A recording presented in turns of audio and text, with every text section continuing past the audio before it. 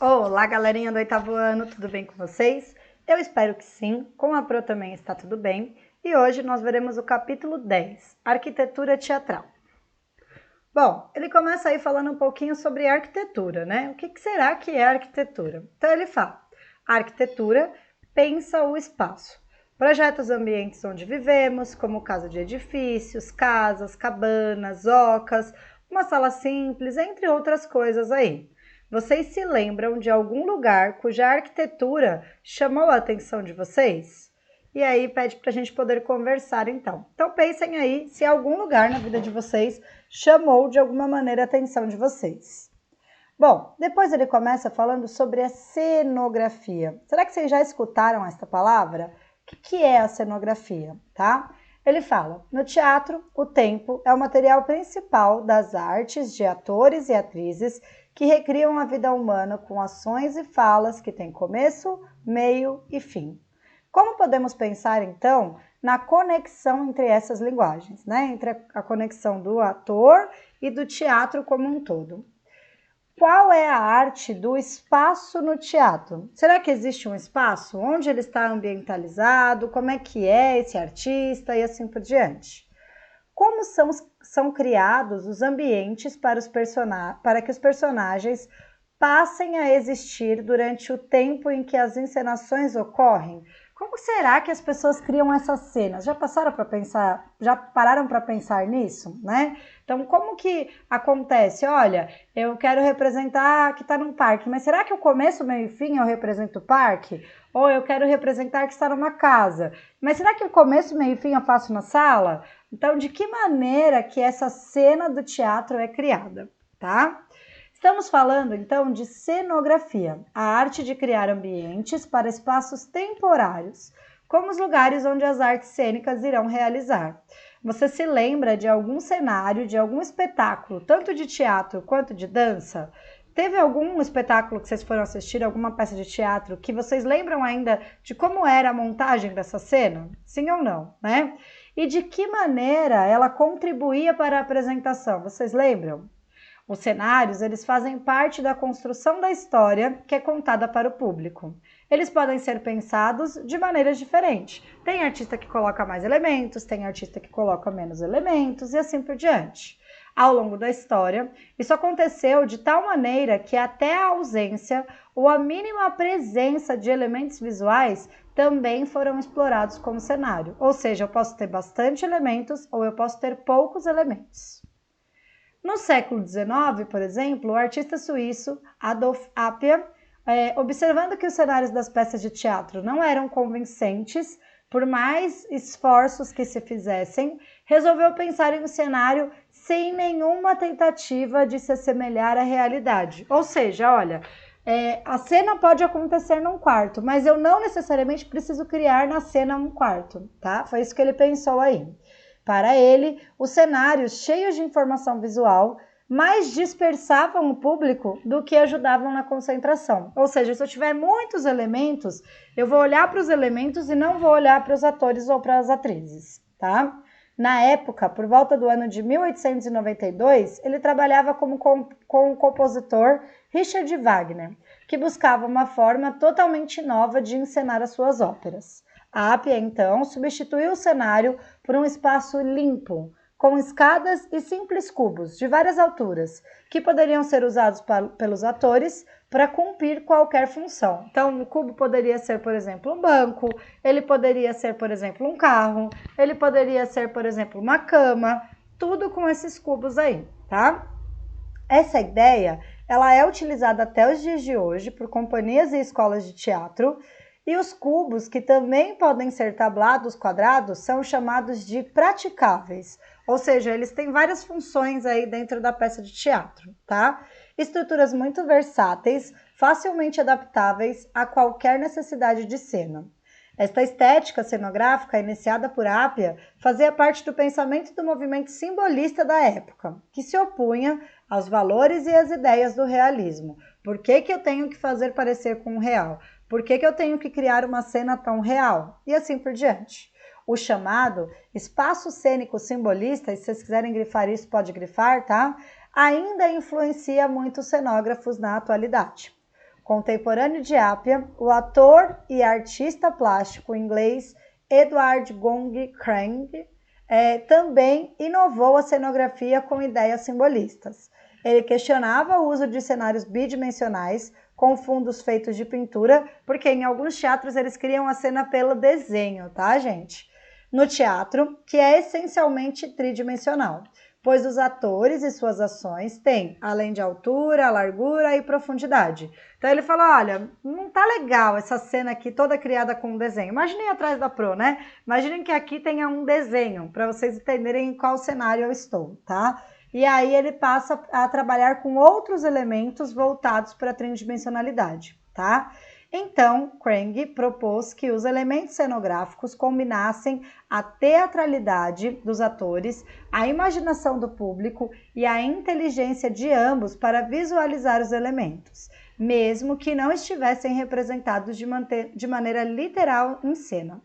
Para compreender melhor essa proposta, podemos pensar, por exemplo, o cenário de uma história que se passa em uma floresta, né? Então, como é que seria o cenário de uma floresta? E aí ele fala, em vez da imagem de árvores pintadas sobre uma ou mais telas bidimensionais, podem ser usadas apenas vigas de madeira ou de ferro, tridimensionais, simbolizando as árvores, nos quais os atores podem se apoiar e agarrar e entre as quais podem caminhar como se estivessem realmente em um local arborizado. Por exemplo, ó, eu paro atrás de uma, né? Eu paro do lado de uma dessas vigas aí, e aí eu falo, nossa, que sombrinha boa. A árvore não está ali de fato, mas eu consigo fazer com que ela pareça uma árvore, tá? De acordo com o que eu faço na cena aí, tá? E aí ele fala, além dessas ideias, Edward Gordon Craig foi pioneiro na iluminação cênica, pois foi quem criou seus primeiros conceitos utilizando a luz elétrica que tinha acabado de ser inventada. Aliás, é importante destacar que o teatro foi um dos primeiros lugares a serem iluminados. Então ele passou a usar aí a luz elétrica para poder iluminar a cena como um todo. E hoje em dia ela é de extrema importância dentro de uma cena, tá? Ele incorporou então a iluminação à cenografia, explorando luzes e sombras para compor a dinâmica de seus espaços cênicos, apresentando uma estética visualmente limpa, tá? E aqui, ó, a gente tem a imagem como se fossem os pilares aí, que podem ser usados como se fosse uma floresta, como se fossem casas, entre outras coisas aí, tá?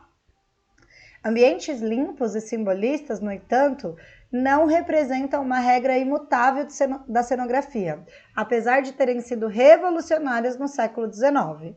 Existiram e ainda existem muitos cenários que utilizam elementos que simulam ou que se referem visualmente à realidade. Um grande barco de madeira, com seus mastros, velas e remos, tomando toda a extensão do palco, grandes colunas gregas de mármore, na verdade de material que as simula, né? Móveis nobres e antigos, ornamentado com arabescos dourados, uma sala de baile ricamente dourada, com papéis de parede e um grande lustre de cristais, e até mesmo uma chuva com água de verdade, são alguns dos inúmeros exemplos de cenário que remetem à realidade para ambientar peças teatrais aí, tá? Então ele fala, atualmente nós vemos esse tipo de cenário com mais frequência em musicais. E aí ele até coloca uma imagem aí de um musical, né? E aí ele fala o seguinte, neles, geralmente há mais patrocínio para assegurar o investimento em elementos e materiais mais caros e complexos, principalmente se as produções forem originalmente da Broadway, importante polo de teatro musical dos Estados Unidos aí. Então, ou seja, é uma superprodução, eles vão criar um cenário e tanto aí, tá? Que mescla cenas tridimensionais e também bidimensionais aí, tá? Existem também cenários que utilizam elementos visuais marcantes, porém que não são considerados realistas. É o caso, por exemplo, do cenário da ópera O Castelo da Barba Azul, do compositor moderno Béla Bartók, montada entre os anos de 2006 e 2011 no Brasil. A criadora do cenário, escolhido o melhor de 2008 pelo prêmio Carlos Gomes, foi a cineasta, diretora teatral, dramaturga, iluminadora, cenógrafa e figurinista brasileira Daniela Thomas. E aqui a gente tem a ideia do cenário por trás, tá? Qual é a proposta dela? Em sua concepção, Daniela criou um ambiente fantasioso, todo iluminado em tons de azul, com enormes placas de espelho, que foram 7 ao todo, tá? Que eram movimentadas ao longo da história. E conforme essa placa se movia, o cenário ficava diferente. Além disso, a cenógrafa utilizou projeções de textura sobre uma fina e transparente tela de tecido na frente da cena, entre o palco e a plateia, tá? Toda essa atmosfera fantástica ambientou a história do rico e cruel personagem Barba Azul, que deixou a chave das 7 portas do seu castelo para sua jovem esposa, proibindo-a de abrir uma única porta do lugar, que, na verdade, guardava um terrível segredo. O mistério e os dilemas da esposa entre a abertura ou não dessas portas desenvolveram-se ao longo do enredo da história. Então, ou seja, a cena, o cenário dessa cena aí foi todo criado, todo pensado para que desse todo um suspense aí nessa cena, tá? Como todos esses cenários acontecem? Como são criados e depois transformados em estruturas que ocupam um espaço de tamanho real, construindo um ambiente? Quem monta essas estruturas? Quem vocês acham aí que monta as estruturas dos cenários?